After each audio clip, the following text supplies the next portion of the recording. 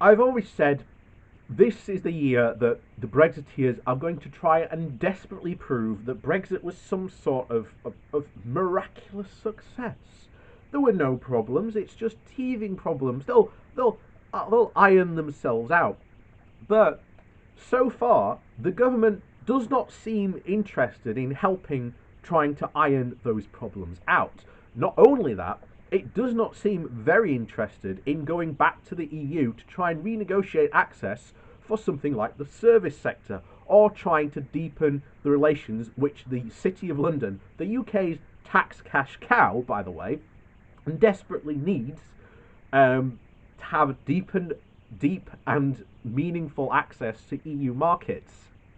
If it doesn't have that, that's going to cause huge problems down the line. And already we are starting to see huge problems, because not only will the EU, well, the Brexiteers, shall we say, not only will the Brexiteers try and prove that Brexit was a success, trying to, as we saw yesterday with the vaccine nationalism, which is, again, a bizarre fact, but again, has nothing to do with the EU or anything like that. We are now seeing that there is a massive problem at the borders, and this is going to cause huge problems.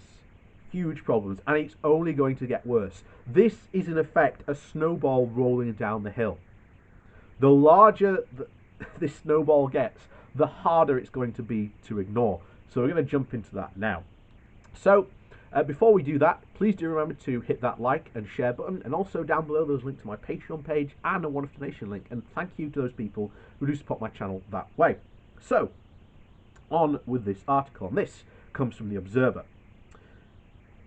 The title is Fury at Grove as exports to the EU are slashed by 68% since Brexit. Just think about that. 68%. That, if I don't know if the article, I can't remember if the article mentions it or not, about what actual money that is, but that's a whole lot of businesses that are not exporting to the EU, which means they are not making as much money as they used to. And at some point, that is going to have a knock-on effect. That will mean less investment, less jobs, because they're going to have to get rid of staff to meet costs. This will have huge, huge consequences. And we warned about this constantly. So, the volume of exports going through British ports to the EU fell by a staggering 68% last month, compared with January last year, mostly as a result of problems caused by Brexit, the Observer can reveal. Dramatic drop in volume of traffic carried on ferries throughout the Channel Tunnel has been reported to Cabinet Minister Michael Gove by the Road Haulage Association after a survey of its international members. In a letter to Gove, dated the 1st of February, the Road Haulage Association's chief executive, Richard Burton, also told the minister that he and his officers had repeatedly warned over several months of problems and called for measures to lessen the difficulties, but had been largely ignored. Of course they were going to.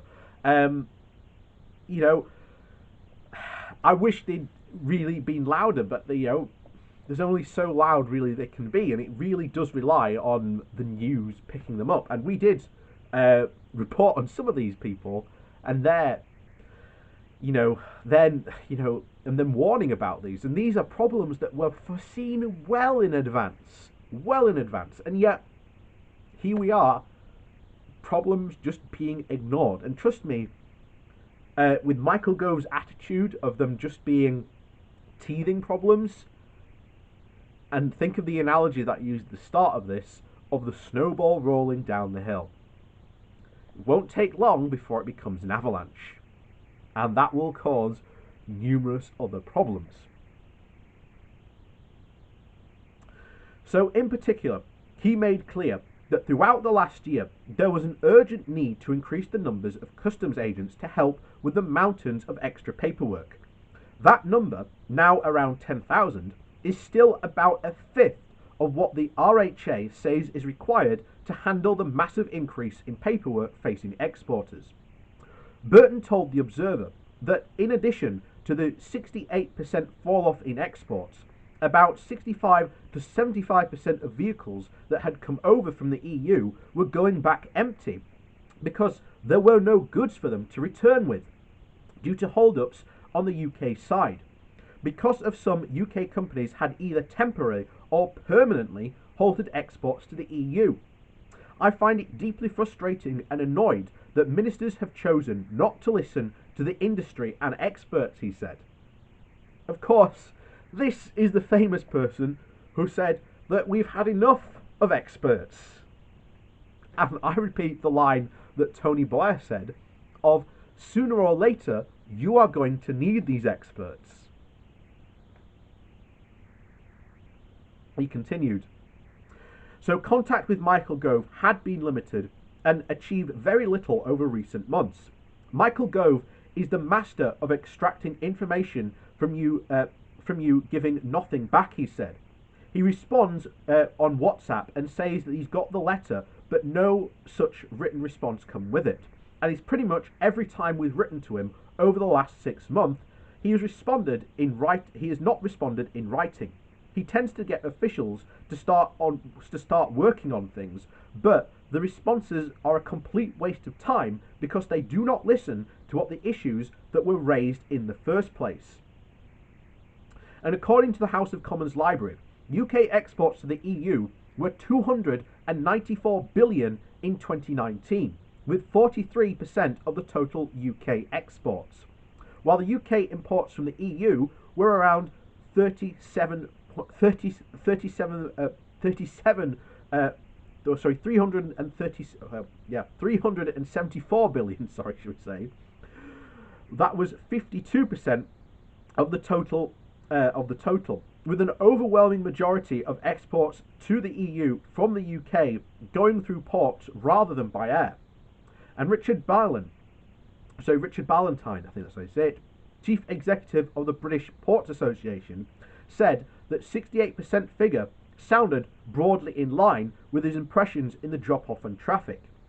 He said that some, but not all, the problems with the extra paperwork were causing delays would eventually be overcome in time, although he warned that some businesses on both sides would look for new markets rather than try and deal with the added friction. Ballantyne also predicted that a new set of difficulties in months to come as to infrastructure needed at the point when the UK improves fully imported checks on goods from the EU on the 1st of July, that it would not, in his view, be ready in time. This raises the prospect of a whole new set of issues affecting imports. So at the moment, we have paperwork causing all these issues, and at the moment there is this grace period which ends on the 1st of July. There is not enough infrastructure to accommodate all these imports and exports, which is going to cause huge problems. So look forward to when we're making videos about that. So, as part of the Brexit arrangements, the government has decided to offer a 6-month grace period, meaning a full range of physical checks would not be needed on imports until July. Trade experts have said that part of the reason for the sharp fall in exports was the coincidence of Brexit and the pandemic, but several heads of trade bodies fear there is worse to come. Sean Brennan, the chief executive of the Cold Chain Federation, the body for companies that move and store frozen and chilled foods, said, as we look to April through to July, what really worries me is that we will face a perfect storm. We will have an economy looking to come out of lockdown at the same time as the UK is imposing a range of import controls on EU businesses that may be no more prepared than UK businesses have been, and probably less so, and a supply chain that is increasingly and incredibly reluctant to service the UK. The full Brexit crisis we are predicting could very well come into effect at this point. In recent weeks, hundreds of UK companies have decided either to halt exports to the EU or set up warehouses or subsidiaries within the EU so that they can distribute goods more easily. Ministers say that most of the Brexit-related issues facing businesses are just teething problems. No, we're not. We have explained many times and heard many experts that have basically come to say these are not teething problems, these are problems that are now here to stay. So, although Michael Gove has accepted that those affecting Northern Ireland are more serious, a government spokesperson said, "We have had intensive engagement with the road haulage industry for many months and are still facilitating daily calls with the representative groups. We do not recognise the figure provided on exports."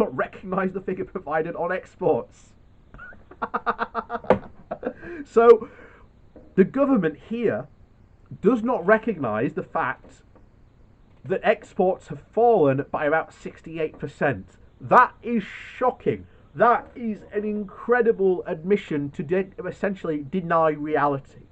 That is incredible. That is unbelievable. So, thanks to the hard work of hauliers and traders have been prepared for change, disruption at the borders have so far been minimal, and freight movements are now close to normal levels despite the COVID-19 pandemic. We will continue to work conductively with the RHA as we adjust to our new relationship with the EU and seize the opportunities of Brexit. Of course, you can't name the opportunity of Brexit because there are none. But that was an amazing admission there. That is an amazing admission by the government there, essentially saying that they do not recognise that the Road Haulage Association has said, and backed up by the guy who runs the port authorities, says that a 68% drop in exports to the EU. That is huge. Not only that, you also had the person from the cold chain who is like the authority for the supply of frozen goods and foods, said that it's going to be an absolute perfect storm.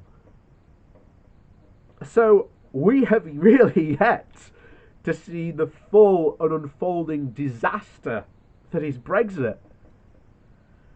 And you have a government there who has outright denied that there has been a 68% drop in exports.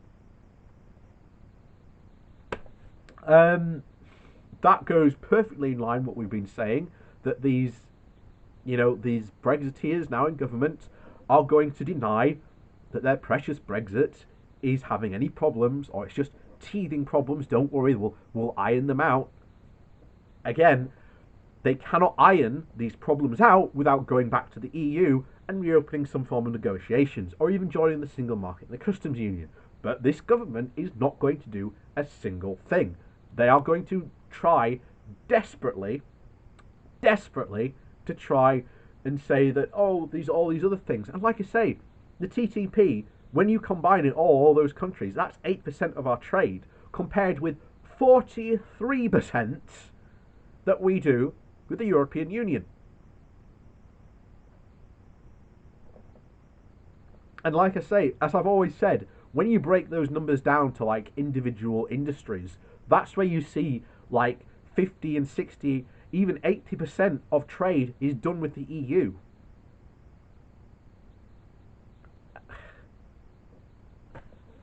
You know, it's unbelievable, really, when you read this and when you see the government just deny reality, and that's what we're definitely in for next year. But it's going to be funny when, as was quoted there, that perfect storms happens in July. Yeah, it's going to be fun to see how much the government can continue to try and deny reality, because that is what they are going to try and do, definitely. But as always, thank you for watching. Please remember to hit that like and share button on your way out, and of course down below there is a link to my Patreon page and a One Up Nation link. And as always, thank you very much for watching, and we'll see you all next time.